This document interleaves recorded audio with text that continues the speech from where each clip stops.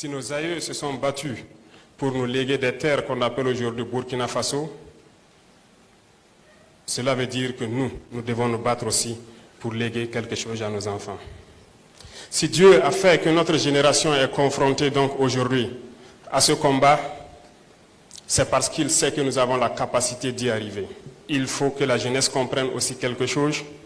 Nous, au niveau de l'exécutif, nous prenons des mesures, mais nous avons besoin aussi de vous parler, de vous sensibiliser, pour qu'ensemble nous puissions relever les défis qui sont aujourd'hui posés à nous.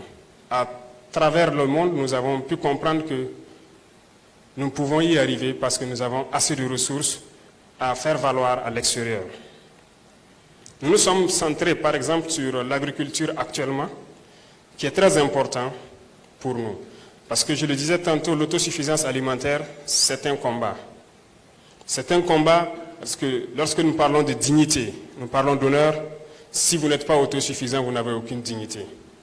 Lorsqu'un père doit rentrer le soir à la maison et qu'il n'a aucune graine à mettre dans l'assiette de son fils, il ne peut pas parler de dignité.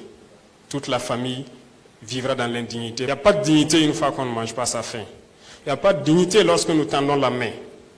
Et voyez-vous cette nouvelle forme donc, de néocolonialisme dont on parle, qui tend donc à ramener notre jeunesse à des mendiants, à des assistés chroniques. Nous nous battons contre cela.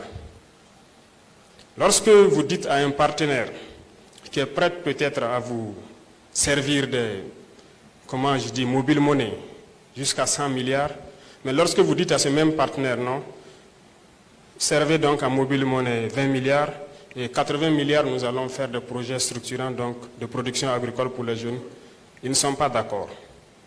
Ça doit nous interpeller. L'objectif, c'est de vous maintenir dans cet assistanat permanent. C'est de vous empêcher de pouvoir produire de vous-même et de vous en sortir. Aujourd'hui, nous décidons de réorganiser un peu notre société. Certes, certains textes ou certaines conventions qui avaient été signées étaient très contraignantes, faisaient que notre pays aurait du mal à s'en sortir. Aujourd'hui, grâce à vous, nous sommes en train de relire beaucoup de textes pour essayer de donner à nos nations ce dont elles doivent mériter.